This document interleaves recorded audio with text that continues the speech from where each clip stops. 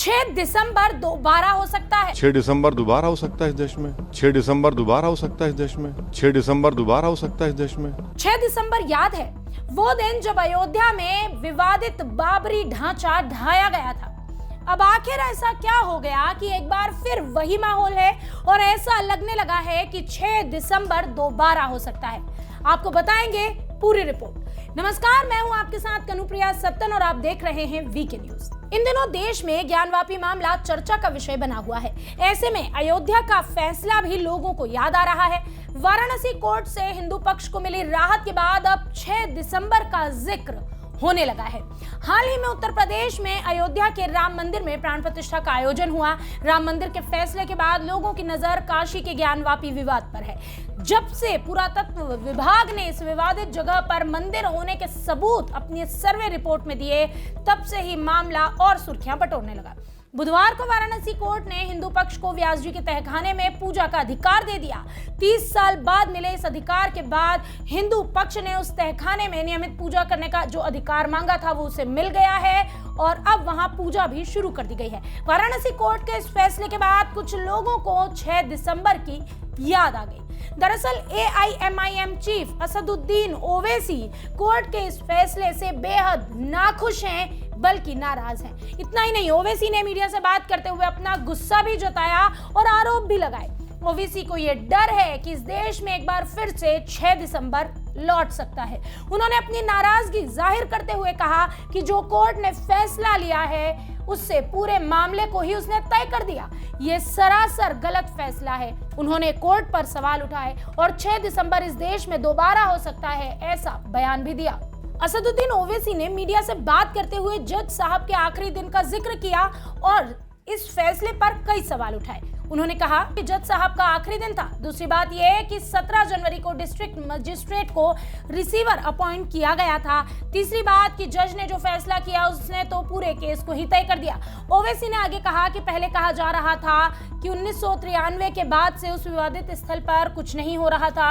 अब आपने जो हिंदू पक्ष को मस्जिद के तहखाने को दे रहे हैं, इस तरह से पूरे केस पर फैसला ही दे दिया। आपको जानना चाहिए कि आज जज साहब का आखिरी दिन था, रिटायरमेंट था। दूसरी बात ये थी कि उन्होंने 17 जनवरी को डिस्ट्रिक्ट मजिस्ट्रेट को रिसीवर अपॉइंट किया। तीसरी बात यह है कि आज जिन्होंने जो फैसला लिया है वो तो पूरे केस को डिसाइड कर दिया उन्होंने। अरे आपने एक तो कितने 93 के बाद से अब तक खुद कह रहे हैं कि वहाँ पर कुछ नहीं हो रहा था। अब मस्जिद के तहखाने को आप दे रहे हैं तो फिर आपने तो पूरा केस ही डिसाइड कर दिया। भाई कितने साल हो गए, 93 से अब 30 साल हो गए।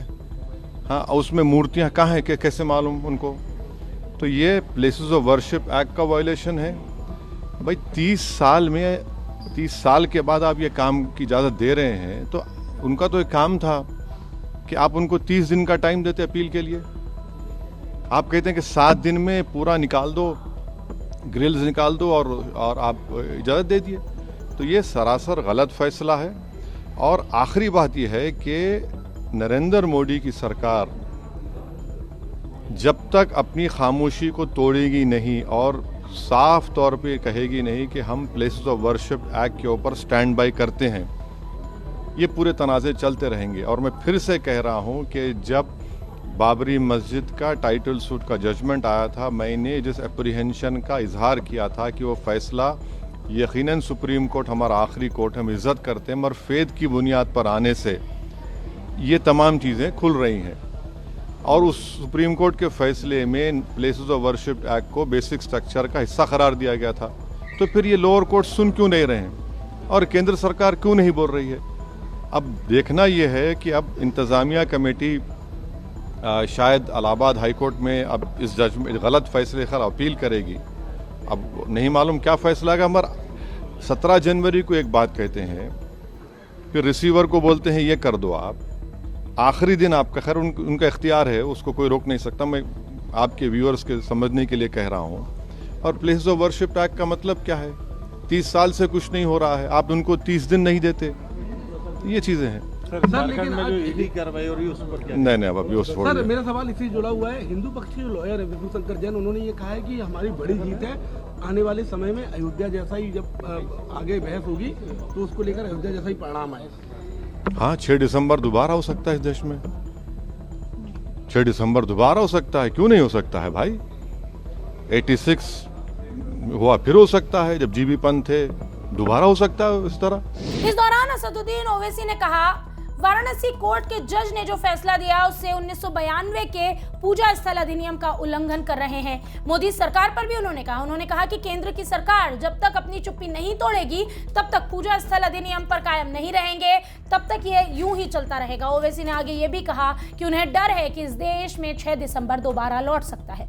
आपको क्या लगता है, क्या ओवैसी का ये डर जायज है?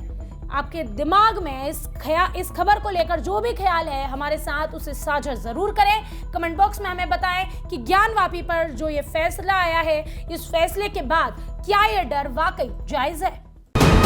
वीके न्यूज, राष्ट्र के नाम।